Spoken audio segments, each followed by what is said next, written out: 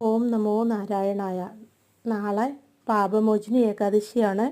ഏകാദശി തിഥി ഇന്ന് അതിരാവിലെ 5:05 തുടങ്ങി നാളെ അതിരാവിലെ 3:45 3:45 തീരുന്നതായിരിക്കും. എങ്കിലും മഹാദ്വാദശി കൂടിച്ചേരുന്ന നാളെയാണ് ഏകാദശി വ്രതം ശരിക്കും എടുക്കേണ്ടത്. പാരണ വീടുന്നത് മറ്റന്നാൾ, അതായത് 27-ാം തീയതി 6:26 രാവിലെ 6:26 തൊട്ട്